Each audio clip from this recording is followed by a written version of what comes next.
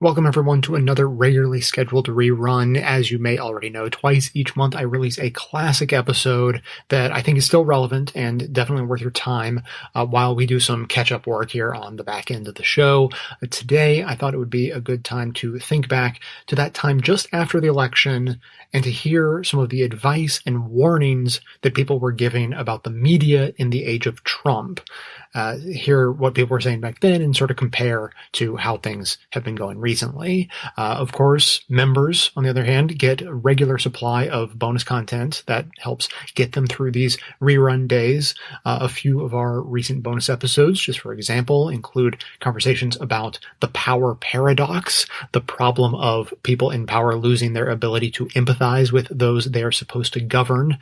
We tried to take a break from politics one week and look at science for some hope and positivity in the eyes of some bright young kids who dream of going to Mars one day. Of course, politics seeped into it anyway and spoiled the day just a little bit, but I think it was about as positive as we're capable of being. Then we delved into a bit of the world of women who think that feminism means that men don't have any problems, and especially that some of them are inhuman monsters. Spoiler, we disagree on both counts.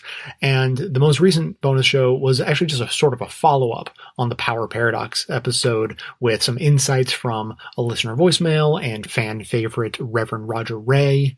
And besides all of that, our running list of topics to discuss just keeps growing, so there's always more stuff coming down the pike. Just as an example, quick look at my list, show some notes on personal financial advice that can fit on an index card, French mothers, rich people who build walls around themselves, artificial intelligence, and the meaning of life. Just to give you a taste of what we like to discuss. And to be honest, we usually come up with these topics because they're the sorts of things that Amanda and I talk about anyway, and then realize partway through the conversation that we should just be recording ourselves. So basically, you can eavesdrop on us having these discussions on these topics and more when you sign up as a member at patreon.com/bestofleft or visit the Contribute tab at bestofleft.com. And now, enjoy the warnings we were all giving to ourselves about the media just about 12 months ago. We have to fight to defend facts right now in what's been described as a post-truth world. This program is made possible by the members and donors to the show. To support the work we do, get commercial-free versions of the show, and get members-only bonus content, please visit the Contribute tab at bestofleft.com. Now, welcome to the award-winning Best of the Left podcast with clips today from In Deep with Angie Coiro, the Ralph Nader Radio Hour, Last Week Tonight with John Oliver, Counterspin, The Young Turks, Propaganda from Bitch Media, and an interview with Christian Amanpour from the CBC.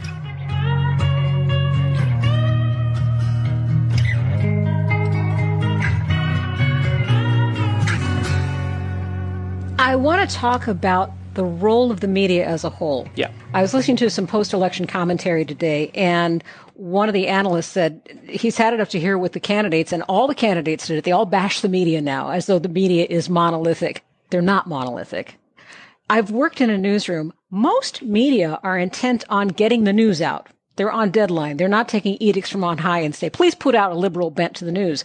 But as you have in here, and as we've seen in other areas, for example, with climate change, there is an edict from on high as to how things should be handled. Fox News, this was back in the 90s, someone actually got hold of the memos that were coming down. The memo that I cite in the book was something I got a hold of when I was at Media Matters. Right, and I'm talking about two different memos. Oh, sorry. No, that's okay. In the 90s, it was a big story that they had intercepted emails that said, here are the stories of the day, and here's the spin we're going to put on them. Yeah. So, that's the brush that all media is being painted with, but that's not true. No, I do. That's not. And the memo I was talking about in the book is I got a hold of a bunch of emails sent by Fox News' Washington bureau chief, which is a news position at Fox, not an opinion position. They differentiate between the two.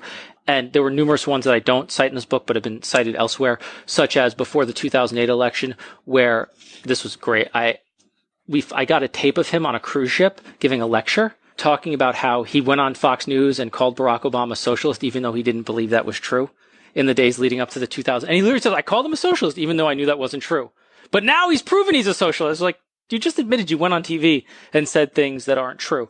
He wrote a memo before the two climate talks ago. So we had Paris recently, Copenhagen, before, and he wrote a memo to the reporters covering it saying, if you're going to talk about climate talks, you have to talk about how ClimateGate has undone all of climate science. And he wrote this email at Fox, and those edicts come down. There is some of that at different media organizations, but a lot of that, frankly, now gets leaked and gets out eventually. There is a bias towards lazy, depending on the reporter. This isn't everyone, but there are lazy reporters who, I'm going to get out quickly. That's how Richard Berman gets to spread his stuff so well, the guy I mentioned before. One of Richard Berman's tricks, this is a busy guy. He is executive director, president, general counsel, or some other fancy title of 23 separate organizations simultaneously. I don't know about you, but that's quite some employment. 23 senior level positions at different organizations. So what he does is he goes on Fox News when the Fight for 15 protests are going on at minimum wage restaurants, and says, as I think president of the Employment Policy Institute, and that's the title he uses, as president of the Employment Policy Institute, which sounds really fancy and austere, right? All it is $2 million paid from a shell nonprofit into his consulting firm. When you look at the tax records, as president of the Employment Policy Institute, I can tell you this is only going to lead to robots taking the place of these workers. Now, the problem is, the Employment Policy Institute really does, and you see this group quoted, and you see him quoted as president of it. Nobody mentions that it's just a front group for the fast food industry. It's not an austere. It sounds like, there's actually Economic Policy Institute is a progressive economic think tank. So it almost sounds exactly like that. And he uses, and that's biased towards, I need a quote. Oh, let me call this guy up on this website. He'll give me a quote. There's that bias out there. And look, that's problematic. There's a bias towards, evenly covering he said, she said, which frankly has faded slightly in the past few years, which is good, where journalists are more willing to call balls and strikes than they were. But that bias still exists. And there are a number of other kind of fallacies in coverage that you do have to watch for. What happened to the fairness doctrine? What happened to having information equally balanced, especially during times of political election, having candidates get an equal say? What happened there are two elements to the fairness doctrine. First, the FCC and the Reagan administration in the 80s got rid of the fairness doctrine, which led to the rise of Rush Limbaugh and talk radio. But frankly, if you put the fairness doctrine back in place today, it wouldn't work. It's because first, it wouldn't apply to most of the media we think about. The fairness doctrine applies to terrestrial radio. I'm on Sirius XM, which is the largest radio company in the world right now. It wouldn't apply at all to Sirius XM. We're not under the jurisdiction of the FCC in that way. It wouldn't apply to cable networks. So it wouldn't apply to CNN, Fox News, or MSNBC because they're not under the jurisdiction of the FCC in that way. It wouldn't apply to the internet or websites where people get their news from.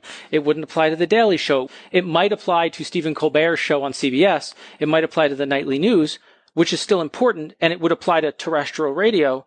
But there's such a difference in how we got news, which gets to kind of another problem, which is when the fairness doctrine was created, bandwidth was limited, right? You can only have so many radio stations on a dial because the AM and FM bandwidths can only have so many stations, right? You can only have so many television stations coming over the air. So there was a limited quantity of bandwidth. So the regulation of that quantity of bandwidth was a necessity. The problem today is bandwidth is actually unlimited, right? There's terrestrial stuff, which still is limited, but there's internet, there's podcasts, there's cable TV, there's satellite radio. We've created this unlimited bandwidth. Now, I'm one who thinks more voices are better, right? I want as many voices as possible featured, but it's created a second problem, which I talk about in my book, which is a siloing of content. My friend Clay Johnson wrote a book called The Information Diet a few years back. And in The Information Diet, he says the problem with how we consume information is, and he puts it simply, he says, pizza tastes better than broccoli. If we're up here on stage today and Angie puts food down in front of me and said, here's a delicious, greasy slice of pizza and here's a plate of steamed broccoli, which one do you want to eat? Most of us would say we really want to eat the pizza, right? But here's the thing we know. We know we need the broccoli. We also know that if we ate the pizza every meal over and over and over again, that would be very unhealthy and we'd most likely end up very sick. That you need broccoli too. But because we have this multitude of information, a lot of people in their information diets just eat pizza. They just consume information that makes you feel warm and good on the inside, that confirms and conforms to your preset ideological biases. We don't want to be challenged with things that are out there. I mean, one of the great joys in my life is one of my neighbors is a very conservative economist. And we get into very long conversations about how the world works. And I learn a lot by having my ideas challenged by them, having my ideas questioned, saying, no, this is what I think. And I learn a lot by reading information that I don't necessarily agree with.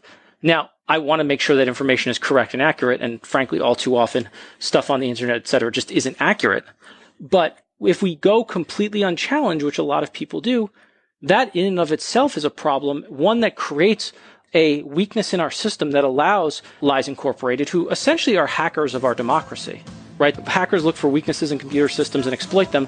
These people look for weaknesses in our democracy and exploit them in the same way. It allows them to do that, allows them to take advantage of these information flows. We both know that the system doesn't work, that it only gets worse. It all just hurts. One day we'll stand in shame. So come and break. Inside your eyes, see. Need songs. So let your mind go free.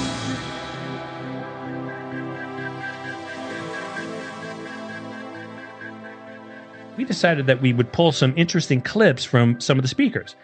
We have a couple of clips to end the show with now. As regular listeners know, Ralph organized and hosted this conference first in May and then again in September. He calls it the Super Bowl of civic engagement and comes on the 50th anniversary of the publication of Ralph's seminal work, Unsafe at Any Speed, which essentially jump-started the modern consumer movement.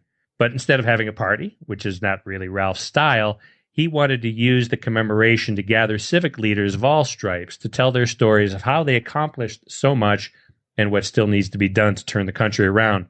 First, we're going to hear from the brilliant program director for Fairness and Accuracy in Reporting, FAIR. Her name is Janine Jackson, and she's also the producer and host of FAIR's syndicated radio show, Counterspin. In this clip, she's going to talk about how the commercial pressures of corporate media influence subtly, and sometimes not so subtly, otherwise well-meaning journalists. So, the first thing is information is a public good, journalism is a public service, but media is a business. For reasons that are not natural, but historical and political, we in the United States have determined that our main sources of information are going to be media outlets that are owned and controlled by for-profit corporations, and that they're going to be funded primarily by advertising from for-profit corporations. This is not how it had to be, but this is where we are. So this setup, this structure creates conflicts, creates pressures on journalists to use something other than journalistic judgment in deciding what to cover and how. These conflicts are baked into the structure, is what I want to say. It's not a matter of reporters being bad people, reporters being lazy. Certainly some of them are, but these problems are structural. So, conflicts of ownership. I really can't think of a clearer example than Les Moonves, the CEO of CBS, saying, quote, "Super PACs may be bad for America, but they're very good for CBS," unquote. Now, he's not lying. Broadcast media make a tremendous amount of money from political advertising. That's part of the relationship. Okay? Politicians need media to get their message out. And media companies need politicians, both for favorable legislation that allows them to kind of override public interest obligations and consolidate, but also for this thing where they back a dump truck of money up to the door every 4 years for political advertising. That's part of the deal. The only people not cut in on that deal is us, of course, is the public. For us, we're actually harmed by a process where rich people can pull political strings without transparency or accountability, such as super PACs encourage. But the point is, CBS is making decisions that are business decisions because CBS is a business, okay? It's just that the impact of their business decisions have effects on all of us throughout our life, because television, for example, is not a toaster with pictures, as regulators have said. Sometimes the conflict comes because the owner of a media outlet also owns other things. Clothing factories with contracts in Bangladesh, for example, or internet retailers, things that ought to be subjects of journalistic scrutiny. But the same owner owns the media outlet and the object of scrutiny.